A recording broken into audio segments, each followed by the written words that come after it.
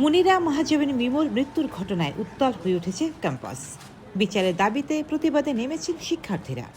শিক্ষার্থীদের অভিযোগ, এই মৃত্যুর ঘটনার সুষ্ঠু তদন্ত এবং দায়ীদের দ্রুত বিচারের আওতায় আনতে হবে।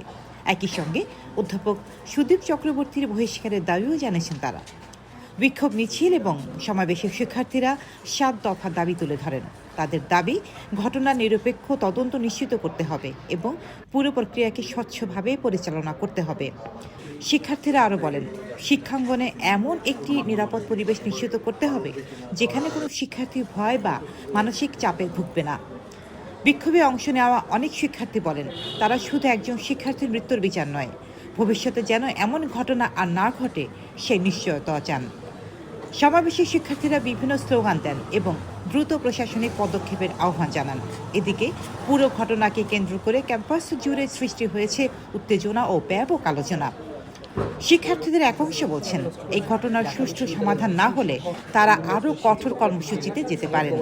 অন্যদিকে বিশ্ববিদ্যালয় প্রশাসনের পক্ষ থেকে এখনও বিস্তারিত আনুষ্ঠানিক বক্তব্য না এলেও পরিস্থিতি পর্যবেক্ষণের কথা জানানো হয়েছে।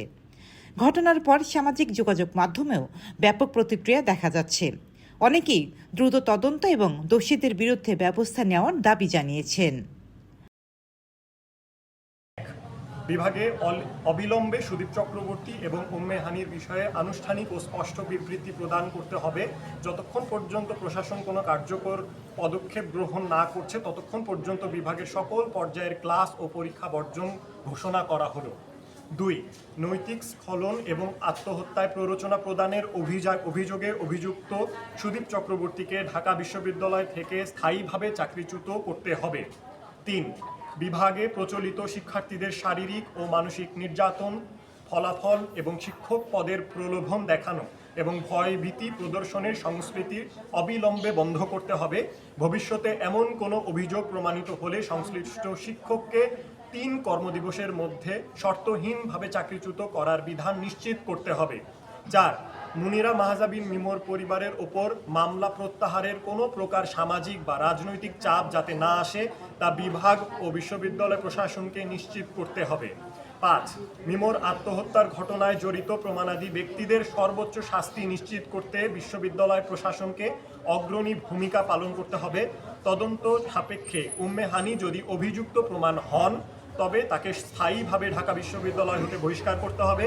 উল্লেখ্য যে একজন শিক্ষক যখন শিক্ষার্থীর সাথে বেআইনি সম্পর্কে জড়িত হয় সেক্ষেত্রে শিক্ষকের জন্য যেমন শাস্তি প্রযোজ্য, অনুরূপভাবে শিক্ষার্থীও যেন শাস্তির আওতায় আসে। ৬. কোনো শিক্ষক কর্তৃক শিক্ষার্থীকে সরাসরি বা ফোনে অশালীন শব্দচয়ন ও মেসেজ পাঠানো সম্পূর্ণ নিষিদ্ধ করতে হবে।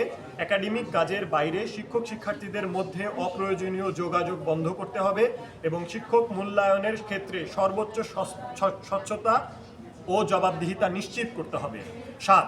বিশ্ববিদ্যালয় প্রশাসন চূড়ান্ত পদক্ষেপ নেওয়ার আগ পর্যন্ত অভিযুক্ত শিক্ষকের বিদেশ গমনের ক্ষেত্রে কোনো প্রকার অনাপত্তিপত্র বা এনওসি প্রদান করা যাবে না।